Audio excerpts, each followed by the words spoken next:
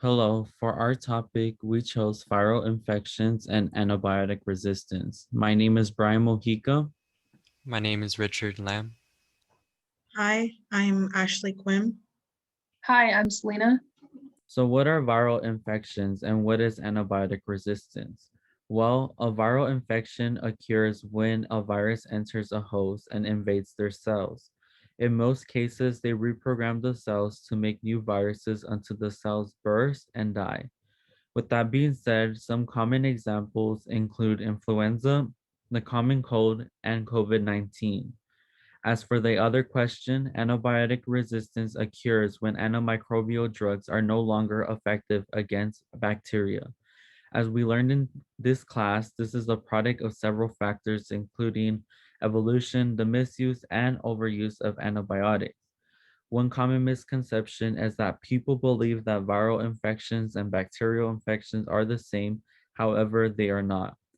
One way to distinguish the two is by acknowledging that viruses are not living while bacteria are.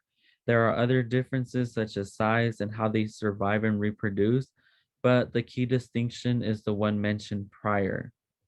So this leads to the next question. If they are not the same, how does a viral infection relate to antibiotic resistance? Well, to put it quite simply, viral infections can promote antibiotic resistance, which will be further discussed in the presentation later. We will first talk about paper number 2, which focuses on antibiotic resistance, then paper number 6, which will focus on viral infections, specifically influenza, and finally the bridge paper, which connects the first two modules. What are the mechanisms which are shown in antibiotics? A mechanism which is shown in antibiotics is epistasis. Epistasis is a phenomenon in which gene mutation is dependent on the presence or absence of mutations in one or more other genes. Epistasis also undergoes antagonistic and synergistic effects. Antagonistic epistasis will promote the evolution of multiple drug resistance by reducing its cost.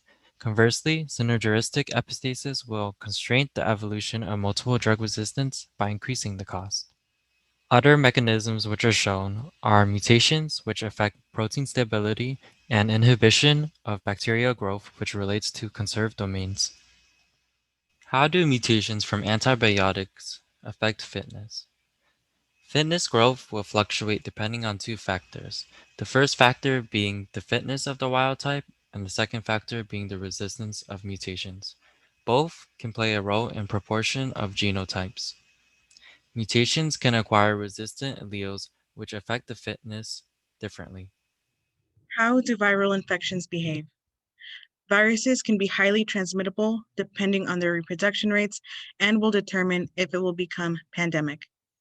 Mathematically, reproduction rates are represented by the variable R naught. The higher the R naught value, the higher the reproduction rate and transmission rate. Viral infections cannot be treated with antibiotics. They are used to treat bacterial infections. Viral infections can be airborne, meaning that it can be transmitted through sharing a space as the virus can survive in the air. They can also be transmitted through physical contact, as well as spreading through fluids such as saliva and mucus. Infection spread can be controlled through intervention methods to reduce the use of antimicrobials. How do they become viral? Sick individuals do not isolate, allowing pathogens to spread. As stated in the previous slide, they can be spread through airborne methods, physical contact, or fluids, depending on the virus. Travel is not restricted, which means other countries will be affected. The virus can spread to countries where they would normally not be introduced to the virus, and it is allowed to spread throughout that population as well. Vaccination and treatments are not administered within a day of infection, which increase attack rates. It is better to treat viruses early on. Virus mutates and creates variants resistant to treatments and transmit at wild type levels. The higher the transmission rate, the higher the mutation rate. Now that we have an understanding of the first two modules, I'll be providing a brief summary of the bridge paper while providing two of the most important concepts. In this paper written by Lingjing Zhang and others, they talk about the influenza viral infection. They start off by making it clear that the viral infection is difficult to fight alone. However, what makes this viral infection even more unfavorable are the secondary bacterial infections that come along. To combat these bacterial infections, antibiotics are necessary, which then ties into the idea of antibiotic resistance, one of the important concepts. Zhang and others then make it clear that the antibiotic resistance genes found in the respiratory tract have not been characterized, meaning that there is not much information on it.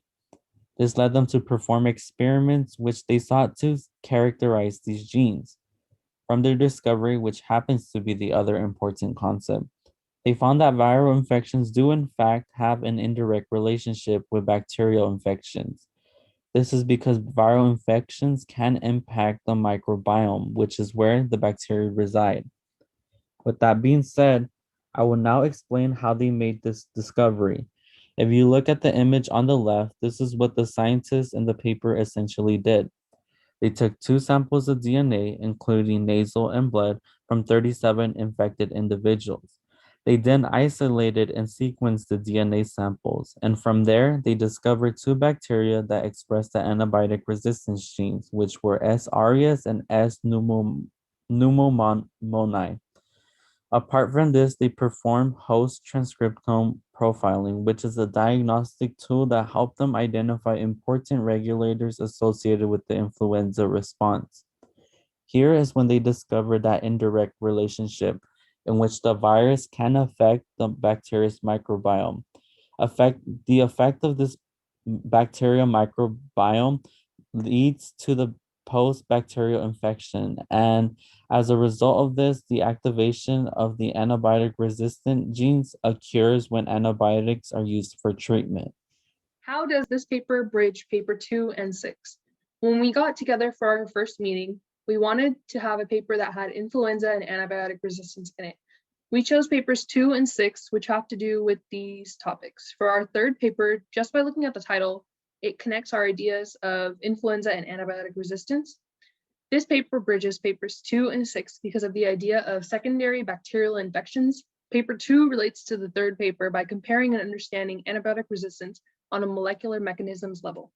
Paper 6 relates to the third paper because they both deal with influenza and how to reduce antibiotic resistance from harming humans. In complicated and prolonged viral infections, bacteria may invade the body, which is where antibiotics are needed. However, like any other bacteria, the continued usage of antibiotics may encourage resistance. This paper ties in the two modules by explaining the indirect relationship that viral infections and bacteria have with one another. The third paper takes those topics and ideas into consideration where, since there's not much information on the human respiratory tract infection with influenza, the researchers wanted to know how they could portray the antibiotic resistant genes, which would show how influenza and antibiotic resistance are related.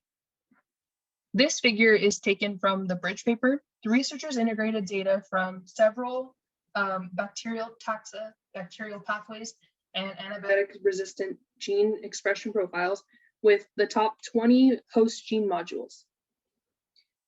We chose to show this figure because it represents a network analysis of interactions between host gene expression, bacterial taxa, bacterial gene expression, and antibiotic resistance.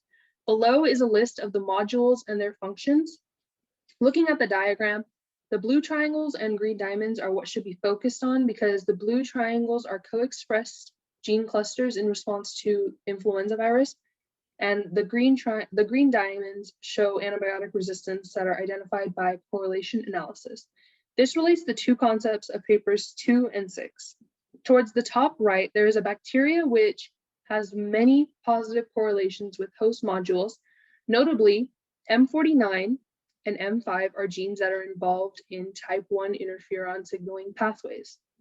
Also, we can see that the host module, M47, has genes involved in interferon signaling, and it has a positive correlation with the expression of sulfonamide-resistant genes, and a negative correlation with bacterial secretion systems.